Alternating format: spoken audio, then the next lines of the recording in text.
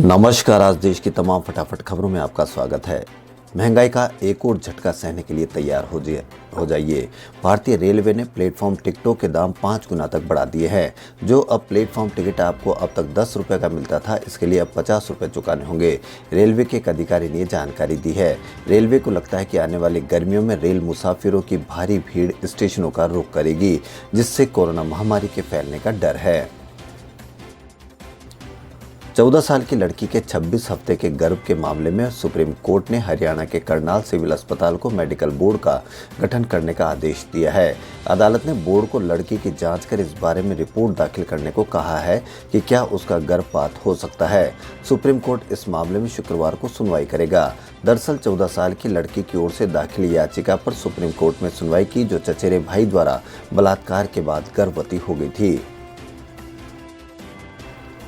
सोमवार को घरेलू शेयर बाजार में सकारात्मक माहौल देखने को मिला। आईटी और ऑटो स्टॉक में तेजी के चलते दोनों बेंचमार्क इंडेक्स में अच्छी खासी तेजी देखी गई। बाजार बंद होने तक बॉम्बे स्टॉक एक्सचेंज का इंडेक्स सेंसेक्स 50,000 के ऊपर और नेशनल स्टॉक एक्सचेंज का इंडेक्स निफ्टी 14,900 के लेवल के ऊपर पहुंच गया। क्लोजिंग में सेंसेक्स में 447 अंकों का उछाल आया और निफ्टी में 157 अंकों की बढ़त रही। कोरोना काल में वर्ष 2020 के दौरान भारत में 40 उद्यमी अरबपतियों की सूची में जुड़ गए हैं। इन्हें मिलाकर भारत के कुल 177 लोग अरबपतियों की सूची में शामिल हो गए। एक रिपोर्ट में मंगलवार को ये जानकारी दी गई। दुनिया के धनी लोगों की रुन ग्लोबल की इस सूची में कहा गया है कि वर्ष 2020 में जब पूरी दुनिया कोरोना महामारी की चपेट में रही, भारत में 40 लोग अरबपतियों की सूची में और पहुंच गए। रिलायंस इंडस्ट्रीज के प्रमुख मुकेश अंबानी लगातार सबसे अमीर भारतीय बने हुए हैं। उनकी संपत्ति 24% बढ़कर 83 अरब डॉलर पर पहुंच गई है। दुनिया के अरबपतियों की सूची में वह एक पायदान चढ़कर 8वें नंबर पर पहुंच गए। गुजरात के उद्योगपति गौतम अडानी की संपत्ति में भी अच्छा इजाफा हुआ है। वर्ष 2020 में उनकी संपत्ति 32 अरब डॉलर तक पहुंच गई और दुनिया के अमीरों की सूची में उनका स्थान 20 पायदान चढ़कर 48वें नंबर पर पहुंच गया। पार्टी सहयोगी और फिलहाल असंतुष्ट खेमे से संबद्ध आनंद शर्मा की ओर से की गई आलोचना से बौखलाए कांग्रेस नेता अधीर रंजन चौधरी ने पलटवार किया है। शर्मा की ओर से सोमवार को किए गए ट्वीट के जवाब में चौधरी ने know your facts Anand Sharma के हेडिंग से सिलसिलेवार ट्वीट किए। गौरतलब है कि आनंद शर्मा ने पश्चिम बंगाल चुनाव में कांग्रेस की रणनीति पर सवालिया निशान लगाया है। शर्मा ने अपने ट्वीट में लिखा था कि सांप्रदायिक ताकतों के खिलाफ जंग में कांग्रेस सिलेक्टिव नहीं हो सकती। शर्मा के ट्वीट का जवाब देने में अधीर रंजन चौधरी ने देर नहीं लगाई। सेंट्रल ब्यूरो इन्वेस्टिगेशन प्रवर्तन निदेशालय, narcotics control bureau, national investigation agency द्वारा केंद्रीय जांच एजेंसियों में सीसीटीवी लगाने के मामले पर सुप्रीम कोर्ट ने केंद्र सरकार को फटकार लगाई है। सुप्रीम कोर्ट ने मंगलवार को कहा कि उसे ऐसा लग रहा है कि सरकार अपने पैर पीछे खींच रही है। अदालत ने कहा कि ये फैसला नागरिकों के मौलिक अधिकारों से संबंधित है और अदालत नागरिकों के मौलिक अधिकारों को लेकर चिंतित है।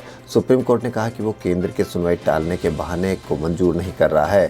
कोर्ट ने थानों में सीसीटीवी लगाने को लेकर बिहार और मध्य प्रदेश सरकार को भी फटकार लगाई है और कहा कि वो अदालत के आदेश का सम्मान नहीं कर रहे हैं। अगले कुछ महीने देश में चुनावी रंग में रंगने वाले हैं। कई राज्यों में चुनावी तारीखों की घोषणा कर दी गई है। इनमें सबसे ज्यादा नजरें पश्चिम बंगाल पर है। भारतीय जनता पार्टी ने इस राज्य के लिए खास तैयारी की है। यहाँ वो तृणमूल कांग्रेस और ममता बनर्जी से भिड़ रही है। राज्य के लिए बीजेपी ने अपनी चुनावी रणनीति तैयार कर ली है।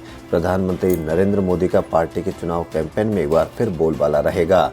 पार्टियां करीब 1.5 महीने का चुनावी अभियान चलाएगी, जिस दौरान पीएम नरेंद्र मोदी बंगाल में धुआंधार रैलियां करेंगे। पीएम यहां 7 मार्च को ब्रिगेड ग्राउंड में महारैली से चुनाव अभियान की शुरुआत करेंगे। देश के सबसे बड़े सरकारी बैंक ने अपने होम लोन पर इंटरेस्ट रेट यानी ब्याज की दरें घटा दी है। अब एसबीआई से होम लोन पर सबसे कम रेट पर ब्याज ले रहा है। सोमवार को बैंक की ओर से घोषणा कर बताया गया कि बैंक अपने 75 लाख तक के बैंक लोन पर ब्याज दर को घटाकर 6.70% कर रहा है। यह बैंक के होम लोन पर अब तक की सबसे कम ब्याज दर है। बैंक ने एक प्रेस रिलीज में बताया कि 75 लाख से 5 करोड़ के बीच होम लोन लेने वाले ग्राहकों को भी राहत देते हुए रेट घटाई गई है। अब इतने अमाउंट के बीच का होम लोन लेने वाले ग्राहकों पर 6.75% की दर से इंटरेस्ट चार्ज किया जाएगा। दिल्ली दंगों को लेकर दिल्ली पुलिस की विजिलेंस रिपोर्ट को दिल्ली हाई कोर्ट ने कागज का बेकार टुकड़ा करार दिया है। सोमवार को दिल्ली हाई कोर्ट ने मीडिया में सूचनाएं लीक होने को लेकर दिल्ली पुलिस को जबरदस्त फटकार लगाई। दिल्ली पुलिस की विजिलेंस रिपोर्ट को बताया गया कि अधपका और कागज का बेकार टुकड़ा बताया गया है। कोर्ट ने दिल्ली पुलिस के स्पेशल कमिश्नर विजिलेंस को 5 मार्च को पेश होकर सफाई देने के लिए आदेश दिए हैं। दरअसल दिल्ली दंगों में यूएपीए की धाराओं में जेल में बंद जामिया के छात्र आसिफ इकबाल ने मीडिया ट्रायल को लेकर कोर्ट में याचिका दायर की थी।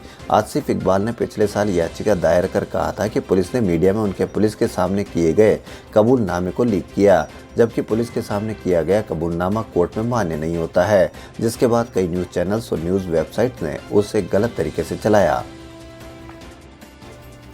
कांग्रेस महासचिव प्रियंका गांधी वाड्रा मंगलवार को असम के चाय बंगाल में महिला कर्मियों के साथ पत्तियां तोड़ती नजर आई। प्रियंका असम दौरे के दूसरे दिन राज्य के सुधारू टी स्टेट पहुंची थी।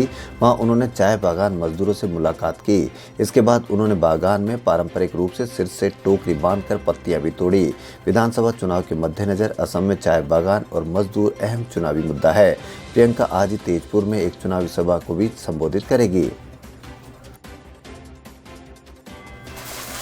मध्य प्रदेश के खंडवा से भाजपा के सांसद और नंद कुमार सिंह चौहान का मंगलवार को निधन हो गया। कोरोना संक्रमित होने के बाद 5 फरवरी को उन्हें गुरुग्राम के मेदांता अस्पताल में भर्ती कराया गया था, जहां उन्होंने अंतिम सांस ली। डॉक्टर्स के मुताबिक संक्रमण उनके फेफड़ों तक फैल गया था। बाद में कोरोना रिपोर्ट नेगेटिव भी आई, लेकिन उनकी तबीयत में कोई सुधार नहीं हुआ। प्रधानमंत्री नरेंद्र मोदी, मध्य प्रदेश के मुख्यमंत्री शिवराज सिंह चौहान समेत देश और प्रदेश के कई नेताओं ने चौहान के निधन पर शोक व्यक्त किया है। टीआरपी घोटाले के सिलसिले में 2 महीने से जेल में बंद बीएआरसी के पूर्व सीईओ पार्थो दासगुप्ता को मंगलवार को बॉम्बे हाई कोर्ट से जमानत मिल गई। अदालत ने उन्हें 2 लाख रुपए का पर्सनल बॉन्ड और 2 सॉल्वेंट प्रस्तुत करने को कहा है। मुंबई पुलिस की क्राइम ब्रांच टीम ने दासगुप्ता को 24 दिसंबर को अरेस्ट किया था। निचली कोर्ट से जमानत याचिका खारिज होने के बाद दासगुप्ता ने जनवरी में हाईकोर्ट में जमानत याचिका दाखिल की थी, लेकिन कोर्ट ने पहली जमानत याचिका खारिज करते हुए कहा था कि वह इस मामले में मास्टरमाइंड की भूमिका में है। इसके बाद अपनी खराब तबीयत का हवाला देते हुए दासगुप्ता ने बॉम्बे हाईकोर्ट में याचिका दायर की थी। खबरों फिलहाल इतना ही। यदि आपको हमारा चैनल पसंद आए तो लाइक, सब्सक्राइब और शेयर अवश्य करें।